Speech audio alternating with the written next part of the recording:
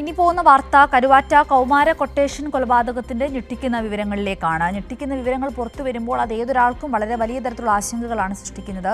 തലയ്ക്കടിച്ചിട്ടും കൊലപ്പെടുത്താൻ സാധിക്കാത്തതിനാൽ ശിവൻകുട്ടിയെ കൊലപ്പെടുത്തിയത് ശ്വാസം മുട്ടിച്ച് എന്ന വിവരമാണ് ഇപ്പോൾ വന്നിരിക്കുന്നത്.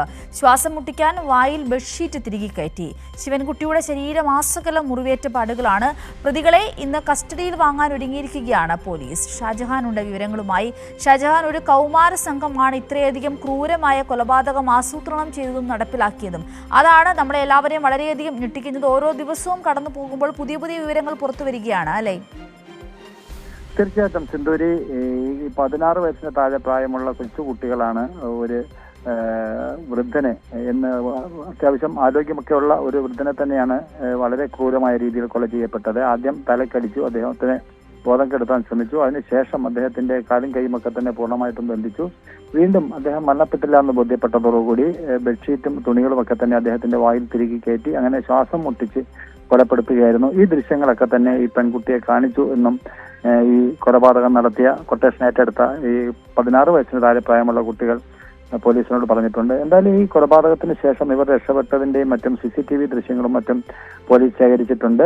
ഇനി ഇപ്പോൾ വേണ്ട തെളിവുകൾ ഈ കൊലപാതകത്തിന് ശേഷം ഇവർ ഉപയോഗിച്ച ആയുധങ്ങളും തലയ്ക്കടിക്കുന്നതിനടക്കം ഉപയോഗിച്ച ആയുധങ്ങളും അതിനുശേഷം രക്തക്കറ പുരണ്ട ഇവരുടെ വസ്ത്രങ്ങളൊക്കെ ഉണ്ട്. അതൊക്കെ തന്നെ ഇവരെവിടെ ഉപേക്ഷിച്ചു, ഇത്തരം കാര്യങ്ങളൊക്കെ തന്നെ ഇവർക്ക് പോലീസിന് കണ്ടെത്തേണ്ടതായിട്ടുണ്ട്. അതിന്റെ ഭാഗമായിട്ട് ഈ 4 പേരെയും കസ്റ്റഡിയിൽ വാങ്ങുന്നതിനായിട്ട് ഒരുങ്ങുകയാണ് പോലീസ്. അതിനു വേണ്ടിയിട്ട് ഇന്ന് അപേക്ഷ നൽകും എന്നാണ് നമുക്ക് മനസ്സിലാക്കാൻ സാധിക്കുന്നത്. അങ്ങനെ വരുമ്പോൾ നാളെയോ അല്ലെങ്കിൽ അടുത്ത ദിവസമോ ഈ 4 പേരെയും പോലീസ് കസ്റ്റഡിയിൽ വാങ്ങും. അതിനുശേഷമായിരിക്കും കൂടുതൽ ചോദ്യം ചെയ്യൽ നടത്തുക.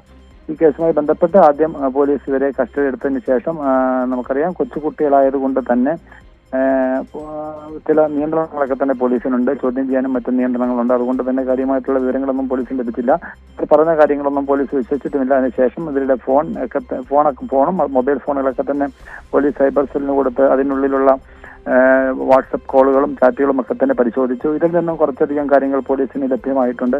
ഇത്തരം കാര്യങ്ങളെക്കുറിച്ച് വിശദമായിട്ട് ചോദ്യം ചെയ്യലിന് കൂടിയാണ് ഇവരെ കസ്റ്റഡിയിൽ വാങ്ങുന്നത്. നേരത്തെയും ഇയാളെ കൊലപ്പെടുത്തുന്നതിനുള്ള തീരുമാനമുണ്ടായിരുന്നു. പക്ഷേ അന്നും കൊലപാതകം നടത്താൻ സാധിച്ചില്ല. അതിനുശേഷം പല രീതിയിൽ ഇയാളെ കൊലപ്പെടുത്തണം എന്നൊരു ധാരണ. കാര്യം പ്രധാനമായിട്ടും ഈ പെൺകുട്ടിയെ നിയന്ത്രിച്ചിരുന്നത് ഈ മുത്തശ്ശനാണ് എന്നുള്ളതാണ് നാട്ടുകാരിൽ നിന്ന് അറിയുന്നത്. അങ്ങനെ വരുമ്പോൾ ഈ മുത്തശ്ശനോടുള്ള ഒരു പക, അതിന്റെ ഒരു പകയുടെ അവസാനമാണ് ഇത്രയും ഒരു ക്രൂരമായ കൊലപാതകത്തിലേക്ക് കൊണ്ടെത്തിച്ചിരിക്കുന്നത്.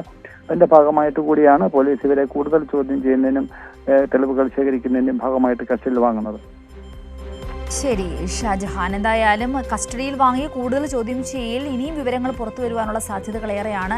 എന്തായാലും കൗമാരക്കാരായ ഒരു സംഘം കുട്ടികളാണ് ഇത്രയധികം ക്രൂരമായൊരു കൊലപാതകം നടപ്പിൽ വരുത്തിയിരിക്കുന്നത്. ഷാജഹാനാണ് വിവരങ്ങൾ പങ്കുവച്ചത്.